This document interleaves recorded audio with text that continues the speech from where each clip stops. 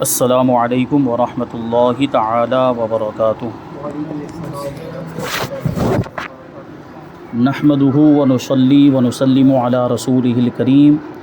اما بعد فاعوذ باللہ من الشیطان الرجیم، بسم اللہ الرحمن الرحیم۔ ان اللہ وملائکتہ یصلون علی النبی یا ایہا الذین آمنوا صلوا علیہ وسلموا تسلیما۔ اللہم صلی علی سیدنا و مولانا محمد معدن الجود والکرم وآلہ الکرام وابنہ الکریم وبارک وسلم صلاۃ و سلاما علیک یا رسول اللہ صلی اللہ تعالی علیہ وسلم۔ وقف کا بیان جاری ہے، اس میں مسجد اور مدرسے وغیرہ کا بیان ہو گیا۔ اب یہاں سے قبرستان کا بیان، کیونکہ قبرستان بھی وقف ہوتا ہے، تو قبرستان کے تعلق سے ضروری مسائل بیان کریں گے جن کا جاننا بہت ضروری ہے۔ پہلا سوال ہے کہ قبرستان کے لیے زمین وقف کرنے سے وقف ہو جائے گی؟ تو جواب جی ہاں، قبرستان کے لیے زمین وقف کی تو وقف صحیح ہے۔ عام طور پر ہوتا بھی ایسا ہے، قبرستان کے لیے زمین وقف کی جاتی ہے، یا تو کسی کی ملکیت میں تھی، آدمی اس کا مالک تھا اور اس نے ضرورت محسوس کی کہ فلاں جگہ پہ قبرستان کی ضرورت ہے، تو اس نے کہا میری یہ زمین میں قبرستان کے لیے وقف کرتا ہوں، تو جیسے ہی وہ بولے گا یہ قبرستان ہو جائے گا، قبرستان کے لیے وہ زمین وقف ہو جائے گی۔ اور کبھی ایسا ہوتا ہے کہ کوئی ایک آدمی نہیں دیتا ہے، کبھی جیسے کسی جگہ پہ قبرستان کی ضرورت پیش آ گئی تو اب ہوتا یہ ہے کہ وہ زمین خریدنی پڑتی ہے، کسی دوسرے آدمی کی ہے، تو یہ سوچ رہے ہیں کہ اس زمین کو خرید کر اس کو وقف کر دیتے ہیں، قبرستان بنا دیتے ہیں عام مسلمانوں کے لیے۔ تو وہاں کیا کرتے ہیں، کبھی چندہ کرتے ہیں، لوگوں کے پاس سے مطلب جمع کرتے ہیں، بھائی ہم کو یہاں پہ قبرستان بنانا ہے تو اس کے لیے تعاون کیا جائے، تو لوگ جمع کرتے ہیں، پھر وہ اس کے برابر قیمت ہو جاتی ہے تو وہ زمین خرید لی جاتی ہے، پھر اس کو وقف کیا جاتا ہے۔ تو جب بھی وقف کریں گے وہ وقف ہو جائے گا، یعنی وہ قبرستان بن جائے گا اور وہ وقفی قبرستان ہوگا۔ یہ جو ہمارے یہاں پہ عام طور پر جو قبرستان ہوتے ہیں وہ وقفی قبرستان ہوتے ہیں۔ یہ وقفی کیوں بول رہا ہوں میں، کیونکہ یہ وقف کیے ہوئے قبرستان ہے۔ کبھی ایسا بھی ہوتا ہے کہ آدمی کی خود کی ذاتی زمین ہوتی ہے، خود آدمی اس کا مالک ہے اور یہ کہہ کر جاتا ہے کہ یہ میری زمین ہے، مجھے یہیں پر دفنایا جائے، تو اگرچہ اس کو وہاں پہ دفنایا جائے گا، اس کی خود کی ذاتی ملکیت ہے، لیکن اس کو قبرستان نہیں کہہ سکتے، وہ قبرستان نہیں ہوا۔ جیسے مثال کے طور پر کسی کے پاس کھیت تھا، اس میں وہ کھیتی بھی کرتا ہے اور اس میں کچھ خالی زمین بچی ہوئی ہے، جگہ ہے، تو اس کے تعلق سے وہ وصیت کر کے گیا کہ جب میرا انتقال ہو جائے تو مجھے یہ جو خالی جگہ ہے وہاں پر دفن کیا جائے، تو اس کو وہاں پہ دفن تو کیا جا سکتا ہے، بلکہ بہتر ہے کہ آدمی کی خود کی ملکیت ہو، جو جس زمین میں وہ دفن ہونا چاہتا ہے وہ اس کی خود کی ملکیت ہو، یہ بہتر ہے۔ وہ اپنی زمین اپنی ملکیت کے بارے میں وصیت کر کے جائے تو وہاں دفن، لیکن اس کا مطلب یہ نہیں کہ وہ جگہ جو ہے وہ قبرستان ہو گئی، نہیں، جب تک اس کو وقف نہیں کریں گے وہاں تک وہ وقفی قبرستان نہیں ہوگا۔ یہ بھی ہو سکتا ہے کہ ایک پورے خاندان والوں نے اپنے لیے جگہ خاص کر لی ہے، پورا کھیت کر لیا کہ ہمارے خاندان والے یہاں دفن ہوں گے اور قبرستان کے لیے وقف ہے، یا ایسا کوئی بھی لفظ نہیں بولا تو وہ وقف نہیں ہے، وہ ان کی ذاتی ملکیت ہے، وہ اپنی ملکیت میں اپنی خود کی زمین میں دفن ہونا چاہتے ہیں، یہ کہا جائے گا۔ تو وقف کب ہوگا، جب وقف کا لفظ بولیں گے۔ آگے سوال ہے کہ قبرستان کے لیے زمین وقف کرنے سے واقف کی ملک سے کب خارج ہوگی؟ کسی نے زمین وقف کر دی، بول دیا، ایک یہ ہوا کہ ابھی بولا ہے، ایک یہ ہوا کہ اس میں مردے دفن کرنا شروع کر دیا، تو کب وہ وقف ہوگا؟ یعنی جب بولا وہیں سے وہ وقف ہو جائے گا، یا مردوں کو دفن کرنا شروع کیا وہاں سے مانا جائے گا کہ اب ہوا وقف؟ تو اس کا جواب ہے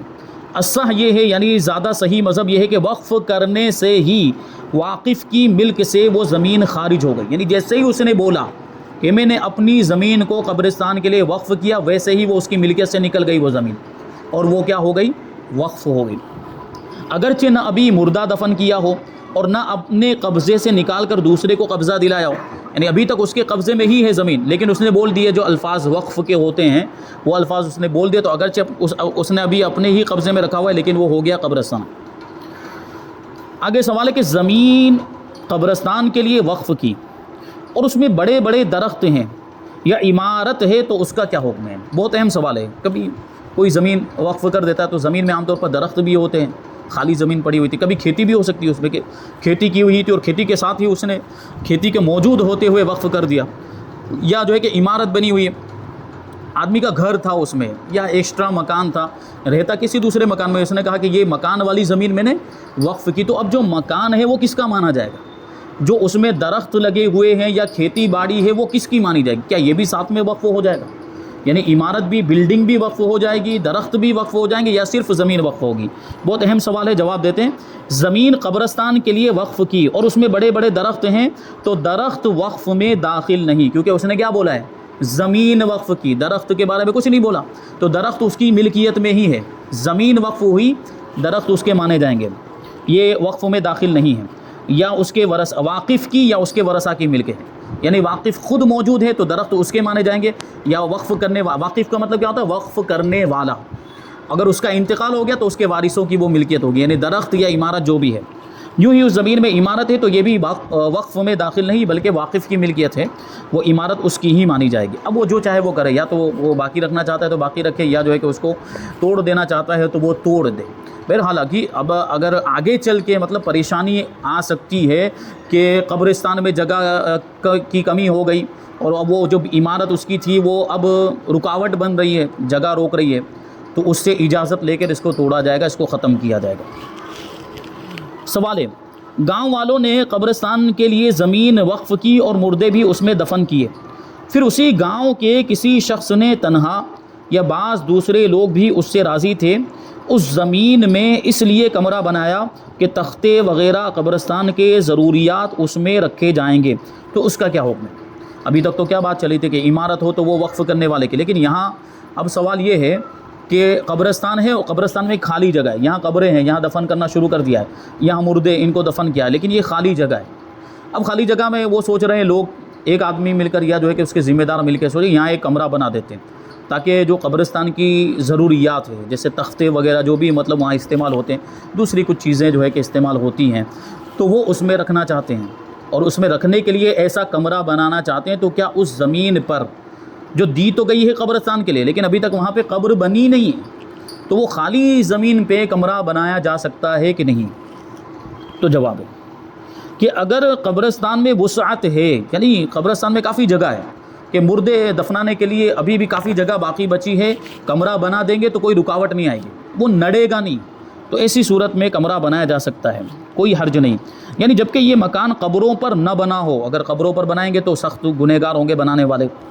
اور مکان بننے کے بعد اگر اس زمین کی مردہ دفن کرنے کے لیے ضرورت پڑ گئی تو عمارت اٹھوا دی جائے گی، یعنی پہلے وہ کمرہ بنا دیا، ابھی تک تو یہاں دفن ہو رہے تھے لیکن دفن ہوتے ہوتے اب جگہ فل ہو گئی، اب ایسا ہے کہ جگہ بالکل نہیں بچی تو کمرہ جو بنایا گیا تھا اب اس کو کیا کر دیا جائے گا؟ توڑ دیا جائے گا اور وہاں پر دفن، کیونکہ دیکھیے اصل مذہب میں پہلے بھی بتا چکا ہوں، اصل مذہب یہی ہے کہ ایک قبر میں ایک ہی مردے کو دفن کیا جائے گا، ایک قبر میں ایک سے زیادہ مردوں کو دفن کرنا جائز ہی نہیں ہے، یہ اصل مذہب ہے۔ لیکن ضرورت کی وجہ سے، زمانے کی ضرورت اور جگہ کی ضرورت کے حساب سے، کیونکہ عام طور پر شہروں میں جو بڑے بڑے شہر ہوتے ہیں جگہ کی کمی ہوتی ہے، تو اگر یہ چیز اصل مذہب پر عمل کرنے جائیں گے تو کہاں دفن کریں گے؟ جگہ ہی نہیں ملے گی، یعنی ایک قبر میں ایک ہی مردے کو دفن کیا تو یعنی بہت بڑے میدان کی ضرورت پڑے گی۔ پرانے زمانے میں اسی طرح کے قبرستان ہوتے تھے جو ہم سنتے ہیں نا، بڑے بڑے قبرستان، یہ یہاں سے نوساری بازار سے لے کر ادھر اکبر شہید تک جو قبرستان، تو یہ ایسے ہی قبرستان تھے، ایک مردے کو دفن کر دیا، اب اس میں دوسرے کو نہیں دفن کرتے، تیسرا چوتھا، اس طرح قبرستان وسیع ہوتا چلا گیا، وہاں تک پہنچ گیا۔ تو ابھی بھی بعض دوسرے علاقوں میں ہم باہر جاتے ہیں تو وہاں پر دیکھتے ہیں بڑے بڑے قبرستان موجود۔ پٹن میں ہم نے قبرستان دیکھا، سومناتھ مندر کا نام سنا ہوگا، سلطان محمود غزنوی رحمۃ اللہ تعالی، بہت بڑا قبرستان ہے،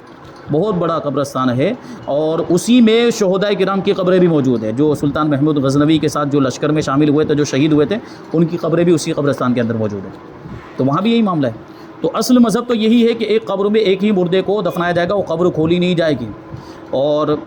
ضرورت کی وجہ سے ہم شہر وغیرہ میں اجازت دیتے ہیں، لیکن وہاں پر بھی حکم یہ ہوگا کہ ایک قبر ہم نے کھولی دوسرے مردے کو دفنانے کے لیے، اور اس میں سے کچھ بھی اگر نکلا ہے، یہاں تک کہ کفن کا ٹکڑا بھی نکلا ہے، اس کو بند کر دینے کا حکم ہے۔ ہڈیاں نکلی ہے تو بدرجہ اولا بند کر دیا جائے گا، اگر کفن کا ٹکڑا بھی نکلا ہے، فرمایا گیا کتابوں میں ہے کہ اس کو بند کر دیا جائے گا، پھر اس قبر میں دوسرے مردے کو دفن نہیں کریں گے۔ تو اب پتہ کیا چلا کون سی قبر میں دوسرا مردہ دفن کیا جائے گا؟ جس قبر میں مردے کے نشانات ختم ہو گئے، کچھ بھی نہیں بچا، کفن بھی نہیں بچا، ہڈیاں بھی نہیں بچی ہے، ایسی قبر میں دوسرا مردہ دفن کیا جا سکتا ہے، وہ بھی ضرورت شرعیہ کی وجہ سے۔ جہاں ایسی ضرورت نہیں، جہاں زمین کثرت کے ساتھ پائی جاتی، وہاں ایک قبر میں دوسرا مردہ دفن نہیں کر سکتے۔ تو یہ بات ذہن میں رکھنے کی، ہمارے یہاں پر اس پر جو ہے کہ کوئی احتیاط نہیں کی جاتی، ہم نے دیکھا اپنی نگاہوں سے ہڈیاں نکلی ہے، پھر بھی جو ہے کہ اس میں دفن کیا جا رہا ہے، اس مسئلے پہ کوئی توجہ نہیں ہے، گنہگار ہیں ایسے لوگ۔ اب آگے ہے کہ وقف شدہ قبرستان میں صرف غریب لوگ اپنے مردے دفن کر سکتے ہیں یا مالدار بھی دفن کر سکتے ہیں؟ تو جواب وقفی قبرستان بھی، یعنی جو قبرستان وقف کر دیا گیا اس میں جس طرح غریب لوگ اپنے مردے دفن کر سکتے ہیں مالدار بھی دفن کر سکتے ہیں، یہاں پہ غریبوں کی تخصیص نہیں، یعنی ان کی کوئی خصوصیت نہیں، کیونکہ یہ جو قبرستان ہوتا ہے عام مسلمانوں کے لیے وقف کیا جاتا ہے، تو مسلمانوں میں جو بھی آئے گا چاہے وہ غریب ہو یا مالدار ہو اس کے مردوں کو وہاں پر دفنایا جا سکتا ہے۔ سوال ہے کہ ایک جگہ پہلے کفار کا پرانا قبرستان تھا، اب مسلمان اس جگہ کو قبرستان بنانا چاہتے ہیں، کیا انہیں اجازت ہے؟ کافروں کا قبرستان تھا، کافروں کے مردے دفن کیے جا سکتے ہیں، ابھی جو غیر مسلم ہمارے یہاں ہندوستان میں وہ تو جلاتے ہیں ان کے مردوں کو، دوسری جو قومیں ہیں کفار کے اندر جیسے عیسائیوں کے معاملات وہ بھی دفن کرتے ہیں، تو مان لو عیسائیوں کا قبرستان تھا، اب وہ زمین ہمارے اس میں آ گئی، ہمارے قبضے میں آ گئی، اور اب مسلمان مل کر اس کو قبرستان یعنی اپنا مسلمانوں کا قبرستان بنانا چاہتے ہیں، جبکہ اس میں مردے بھی ہوں گے، ان میں ہو سکتا ہے ہڈیاں بھی ہو، تو پھر کیا کیا جائے؟ اس کو قبرستان بنا سکتے کہ نہیں بنا سکتے مسلمانوں کا؟ تو جواب کفار کا قبرستان ہے، اسے مسلمان اپنا قبرستان بنانا چاہتے ہیں اگر ان کے نشانات مٹ چکے ہوں، یعنی ان کی قبروں کے نشانات بالکل ختم ہو چکے، ہڈیاں بھی گل گئی ہیں تو حرج نہیں، یعنی پھر اپنا قبرستان بنا سکتے ہیں، اور اگر ہڈیاں باقی ہیں تو کھود کر پھینک دیں، وہ ہڈیاں نکال کر پھینک دیں گے، وہ ہڈیوں کے ساتھ ہمارے مردے کو نہیں دفنائیں گے، کیونکہ کفار کے معاملات الگ ہوتے ہیں، مسلمانوں کے معاملات الگ ہو، ایمان والے تو نیک بھی ہوتے ہیں، تو کافر کے ساتھ رہیں گے ہو سکتا ہے تکلیف ہو جائے، تو ہڈیاں نکال کر پھینک دیں گے اور آپ اسے قبرستان بنا سکتے ہیں۔ سوال مسلمانوں کا پرانا قبرستان جس میں قبروں کے نشانات بھی مٹ چکے ہیں کیا اس کو کسی اور کام کے لیے استعمال کر سکتے ہیں؟ بہت اہم سوال ہے، یہ بہت جگہوں پر لاگو ہوتا ہے، توجہ کے ساتھ سماعت کرنا ہے۔ مسلمانوں کا قبرستان جس میں قبر کے نشان بھی مٹ چکے ہوں،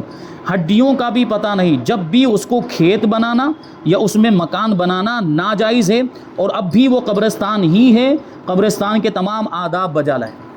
جو ہوتا ہے نا بعض مسجدوں کے بارے میں ہم سنتے ہیں کہ قبرستان کی زمین پر صحن بنا دیا، قبریں تھیں وہاں پر، قبریں ہم نے اپنی آنکھوں سے دیکھی،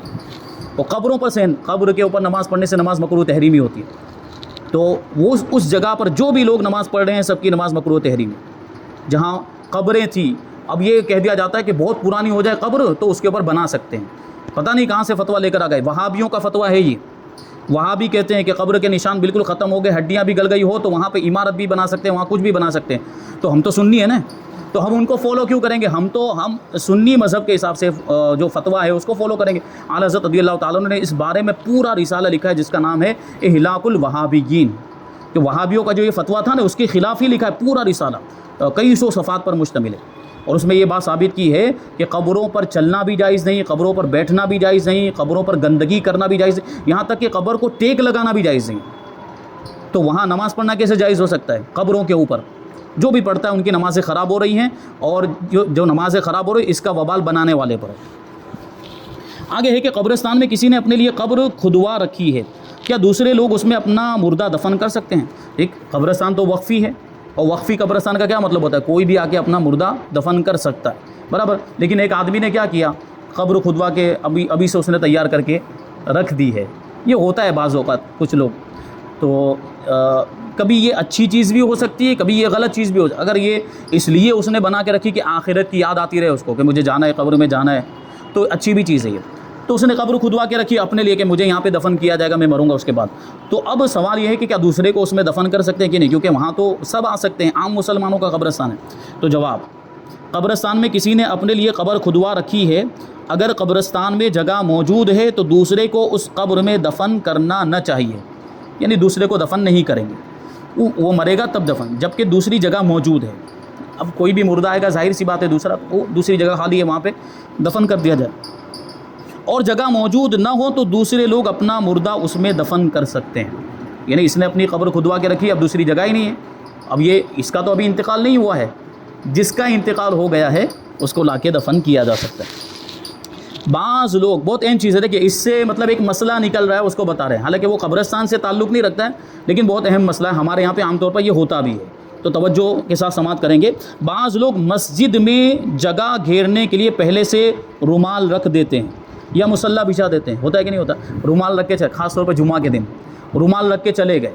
یا جو ہے کہ مصلی بچھا دیا، مصلی بچھا کے چلے گئے کہ یہ میری جگہ، میں یہاں کر بیٹھوں، تو اب یہاں پر بھی وہی مسئلہ ہے یہ جس طرح اس نے قبر کھود دی ہے تو کیا اب یہ قبر کے اندر دوسرے کو دفن کر سکتے کہ نہیں دفن کر سکتے؟ اسی طرح وہ جو رومال رکھ کے چلا گیا یا جو مصلی بچھا کے چلا گیا تو وہاں دوسرا آدمی آ کے بیٹھ سکتا ہے کہ نہیں بیٹھ سکتا؟ یہی اہم سوال ہے۔ تو جواب دیتے ہیں اگر مسجد میں جگہ ہو یعنی اس کے علاوہ دوسری جگہ ہے تو دوسرے کا رومال یا جا نماز ہٹا کر بیٹھنا نہ چاہیے، یعنی وہ رومال رکھ کے گیا ہے تو وہی آ کر بیٹھے گا، وہ اس کی جگہ ہے، اس کا حقدار ہے۔ لیکن اگر جگہ نہیں ہے تو دوسرا آدمی بیٹھ سکتا ہے۔